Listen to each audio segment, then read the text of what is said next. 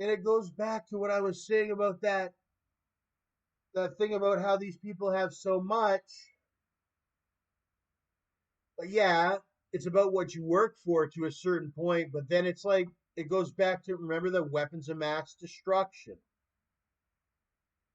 Like, we only need a certain, and we understand if you want to be that person with a nice, maybe a couple nice vehicles, like two Rolls Royces, three Lamborghinis, and yada yada.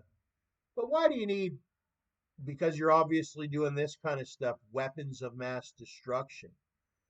Yeah, you got bad intentions with it, with your vehicles and your guns or whatever, and that's the bad thing. We have to come after them like big time, like when they get like that, if they do, because you're not even supposed to be like that. Your ambition is not even, that's how my ranking was.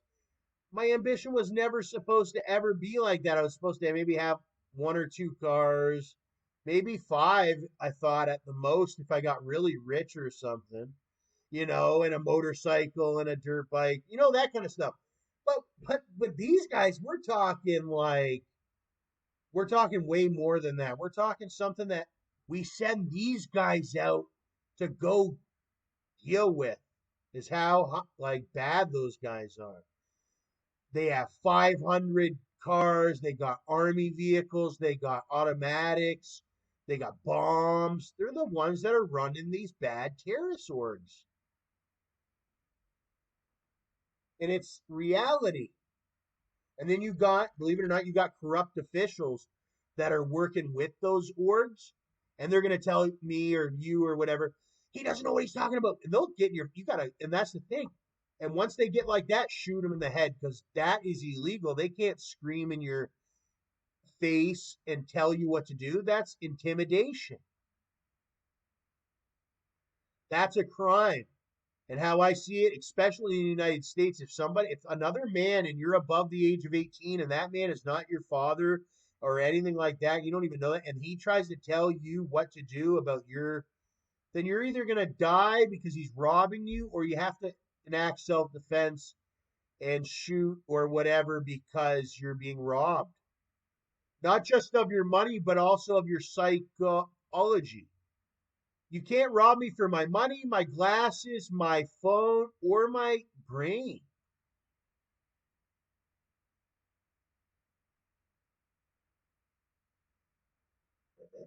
But that's beside the fact, because I think once that gets into the air, I don't think we'll have to deal with many of those people. I think it, just like COVID-19 did, and that was a great thing.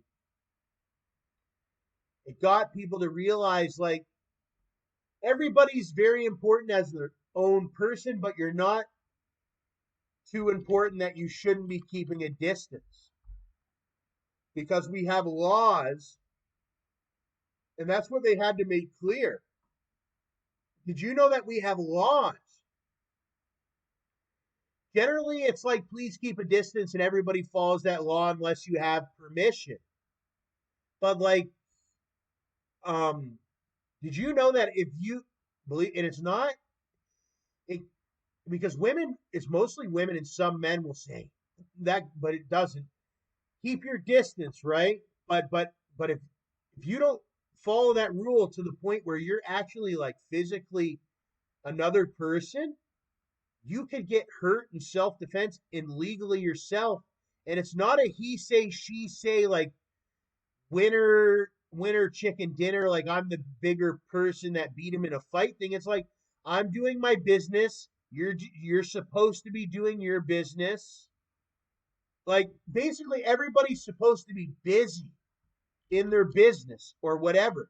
Whether they should be writing a book for themselves, eating something to having preparing, getting something, doing something. There's something that you should be doing. Sleeping, okay? And if you go and try to mess with another worker bee's honey when they're trying to deliver their honey, most of the time they'll let you spill the honey. Okay, but then if you try to kill that honeybee while he, exactly. And what happens if this honeybee is not even carrying the honey that day, and somebody called him downstairs to get the toolbox, and then you start choking this honeybee to death, and he's like a dead bee or what have you? Well, I guess you could keel over and be a dead bee. But it's a natural human reaction when you start to get to that keel over and die point where you like fight back. And actually, the law states, and that's the law, that if it gets to that point where you're about to keel over and die because somebody's killing you, you can fight back anywhere in the world. That's the law. It's like the nature of it. And to say that wouldn't be the law or what have you, and it's not something cool or whatever, then that would be a tyrannical, like the same thing that happened with Hitler, where like Holocaust, where they put him in the trains and then they just slaughtered them people because they couldn't fight back. And then so watch out for that. If they try to make the law, they try to make it like that where you can't fight back, because then it's like that. So if it's like that, then you have to fight back again. And that's how it is in the legal spectrum,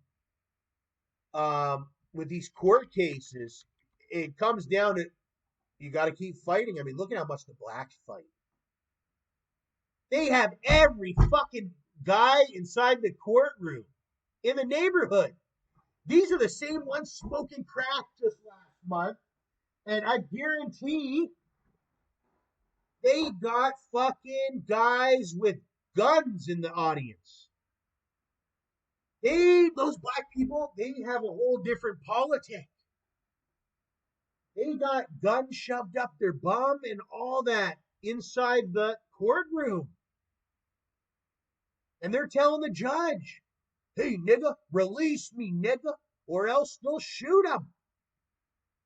Okay, and that's what I have to deal with here in the country that I've made all this money in and whatnot. It's like unbelievable. Natural born citizen. I made 300,000 tax dollars. We paid the taxes. Families are, oh my God, my family is huge property, but I defeated it in court. But here's the thing. The time it took me to defeat it and the things that I learned, it told me that there's some adjusting that needs to be done within our systematic framework of law on our human earth. And one of those things is maybe videos like this to let people know, like, yeah, you can't physically hurt people.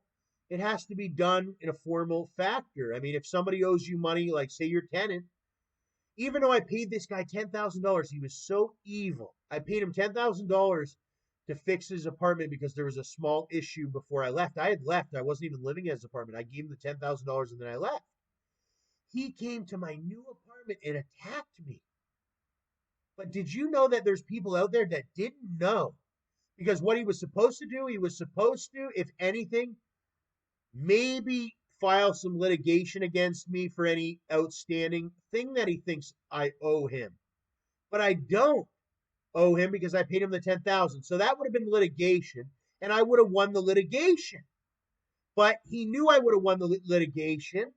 So that day, on November 19th, 2017, he came to my apartment, which he did not own, and he started to choke me violently, and then he pulled a revolver on me and attempted to shoot me.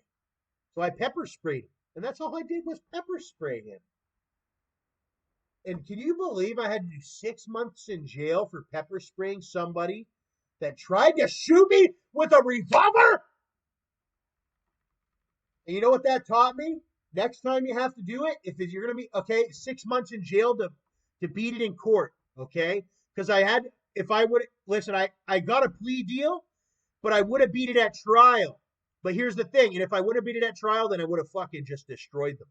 But here's the thing, listen, I beat it in court, but you know what? My lawyers and the judge and everybody, we learned, if you're going to have to do 6 months in jail to beat it in court, next time, eliminate them, because when you get out of jail and when you beat it in court, then at least the person will be dead instead of like a talking idiot. So that's what I learned. use your gun a lot of the time. Don't use the pepper spray. See, I was very innocent. I was very like being very kind or whatever. So I didn't shoot him. Actually, I didn't even really have the. Actually, I had the capability. I had the capability, but I didn't bring my firearm downstairs because I thought I had a real firearm upstairs, but I didn't know it was. I didn't know anything was going to go on. But now I know it's so bad. You gotta, and it's not like this. I have a legal firearm.